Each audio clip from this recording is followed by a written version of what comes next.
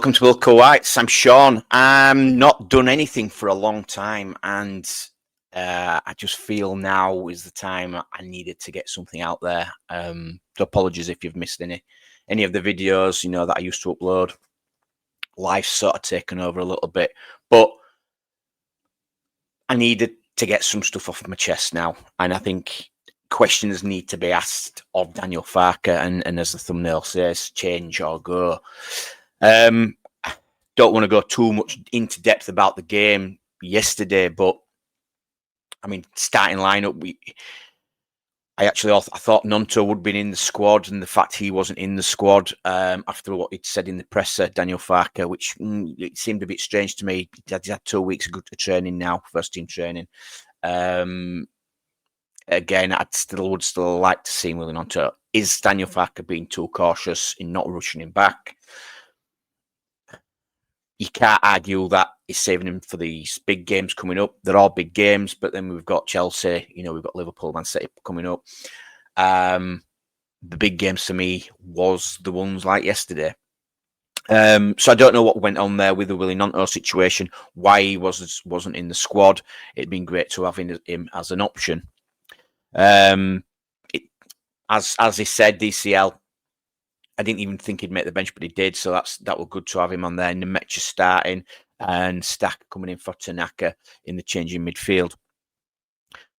We go through the goals. Okay. Petty did a good double save just before Nemecha scored. But it would have been offside, that goal, if Forest had scored by looking back at the highlights. And if I get back into the highlights, you can tell how much of a drab of a game it was. I think the highlights were in about 3 minutes, if that. And yeah, it were the goals and a few chances, if that, and a penalty shout. That's how bad the game was. From both sides, even though, we did slightly have better possession. Forest did have more shots, more corners. They were the better side on the day, only just. But it's goals that win your games. And okay, I'll go back to Nemecha. Great finish by Nemecha. I've questioned him this season. I don't think he's Premier League quality, but it was a quality finish yesterday. So fair play to him.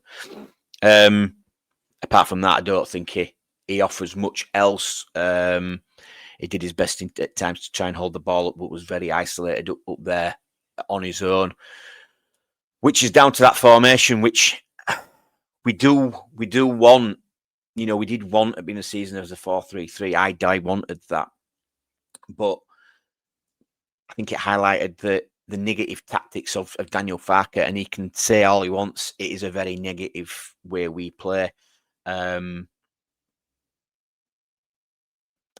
Goodmanson run, it just goes to show there, the Goodmanson run up down that left-hand side, and he pulled it back, and there was only 2 bodies, and it were Okafor and Harrison in the box. I think Nemecha at that time had an injury slightly, so he wasn't in the box. But where were the midfielders?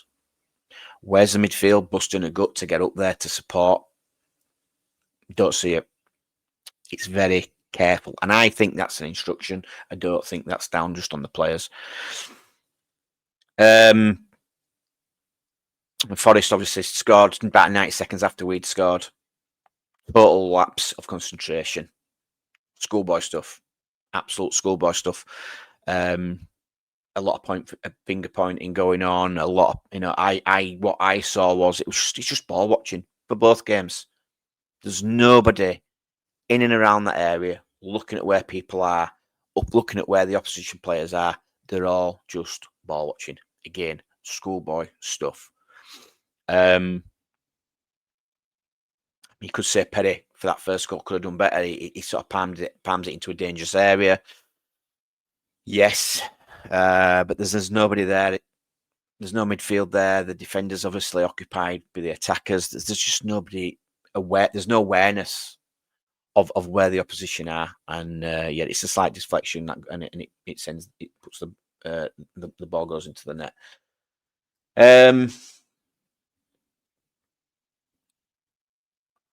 I've just got to question how we are playing these games, and I know it's away from home, but we definitely play for a draw. Daniel Farke would definitely play for a draw, even when it was 1-1. I think he'd have been happy with that. I know he would. He'd have been happy with a draw. And, it wasn't Forest that were pushing on. And if you see, my mate Matty said it yesterday. Imagine not being Leeds Matty. Sean Dyche, proactive. Daniel Farke, very reactive. Sean Dyche being proactive and bringing 3 subs on to change the game. And they get the second goal. And it's for me, we are so negative going forward. I see it time and time again. We're scared to take men on. Okafor sort of tries to do it, but I don't fully believe he does it as much as he'd like to. I think it's more about 60-70% effort in trying to take people on. And then what you'll see is he'll come back. And this isn't just Okafor. This is a lot of players. He'll come back and he'll pass it back into the midfield. And that allows then the opposition to get back, which then we have to start as build again. So then what happens is it goes back to us defence. Time and time again. Bijol first half, spread a beautiful ball out to Bogle. Beautiful ball. Bogle's got space to run into. He don't want to drive with the ball. And we know Bogle does cut inside quite a lot. Driving to them spaces. You had Brendan Anderson in front of him. What does he do? Tries to cut in, gets crowded out. It goes back to Ampadu. Within 2 passes, it's back to Rodon. And that's from a beautiful ball by Bijol out to that wing where there was space to run into. So frustrating. We do it so often. And it's negative. It's negative. It's like they've had the instructions.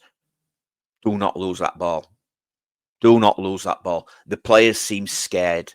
They don't try things. They don't want to take people on. We talk about Brendan Anderson again. We were on the floor a lot yesterday, getting muscled. Still, he did all right. I'm not saying he didn't have a bad game, but we've seen. Even Brendan Anderson is quite good at dribbling.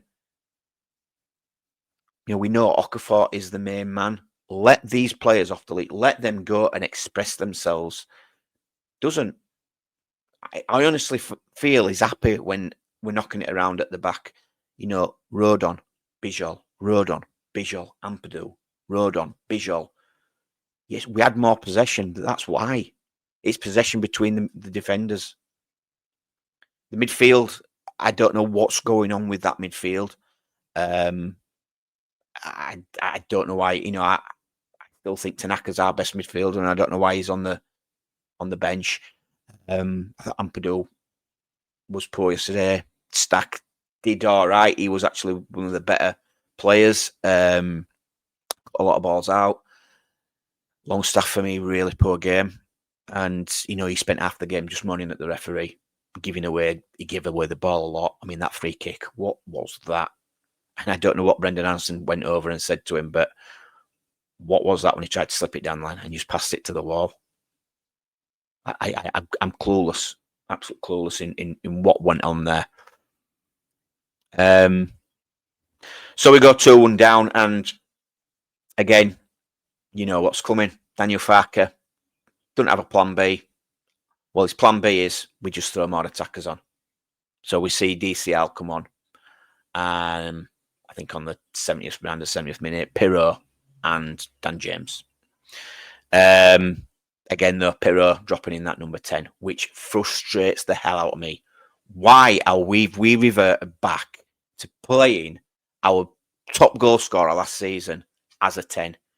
I do not understand it, and I do not see what he brings. Yes, he's got some nice touches, and at one point, he's down back, just sat in front of the defence, knocking a ball down back to the defence.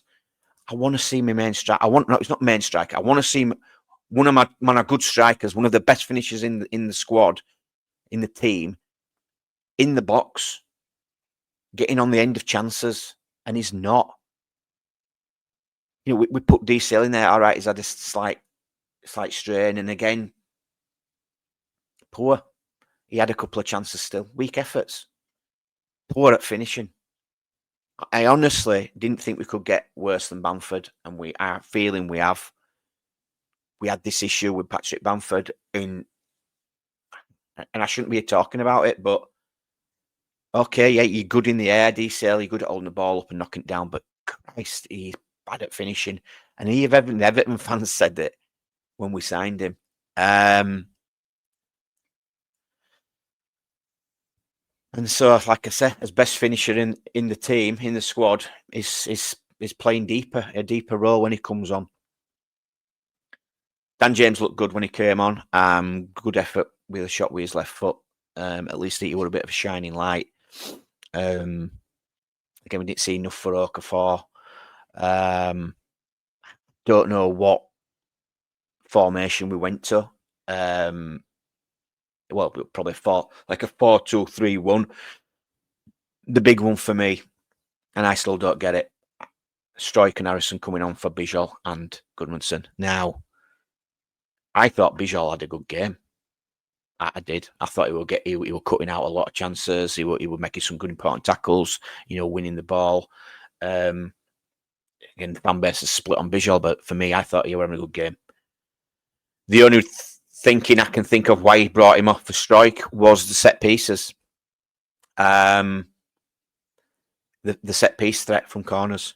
Well, in that case, for me, why don't we revert to a back three and have Rodon, Struijk, and Bijol as that threat from corners? Wouldn't that be better? But he didn't.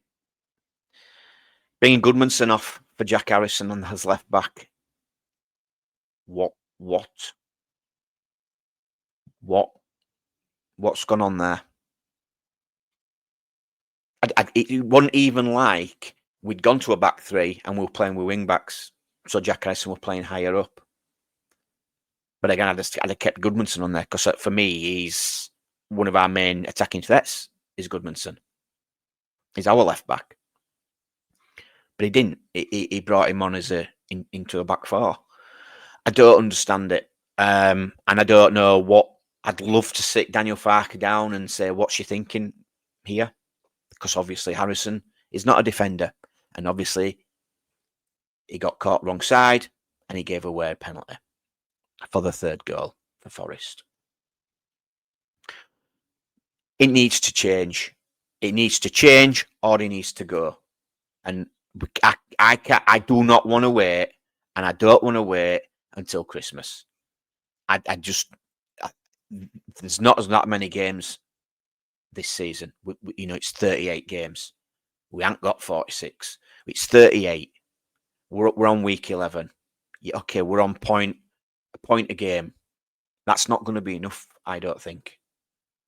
And looking off, the last few games and how we're playing, we're going to start even struggling getting a point a game. So things need to change. I'd like to see a change in formation. I'd love us to go 2 up top. I'd love to go 3 at back. We need to be getting good players on there now.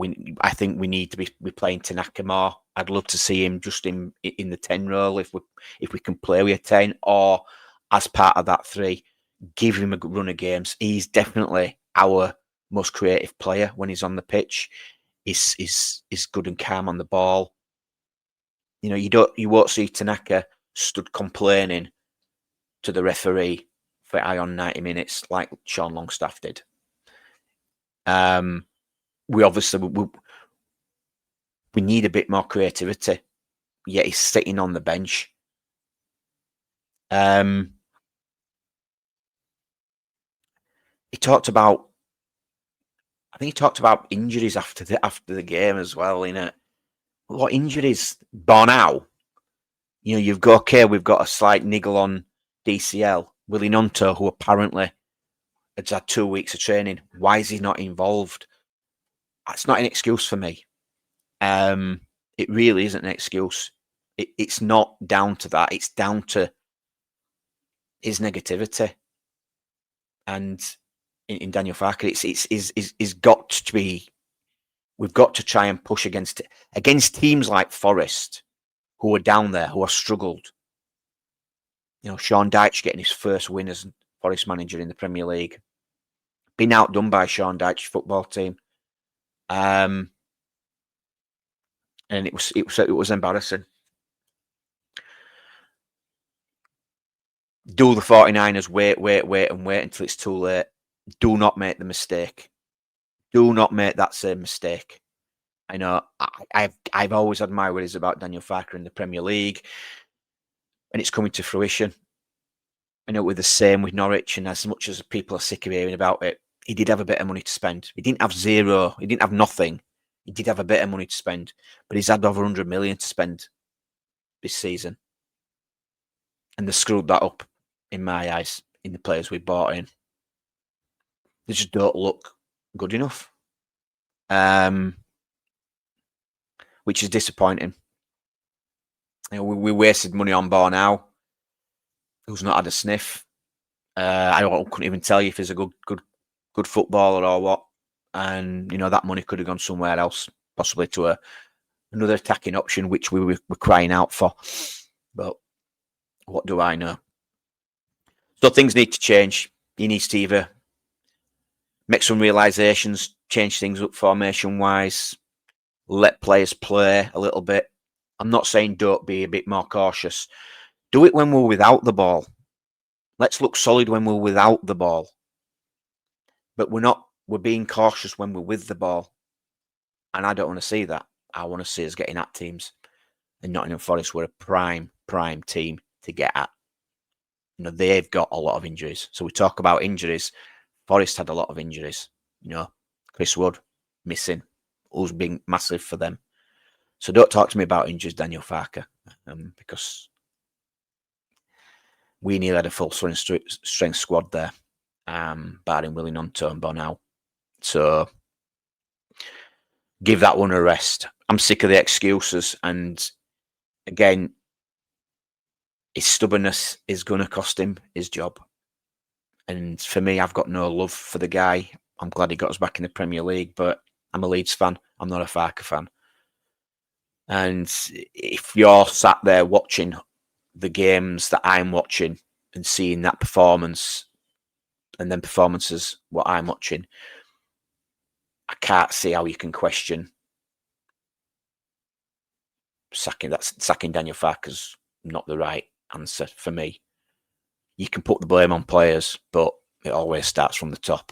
And it's going to be interesting. We've got a couple of weeks now.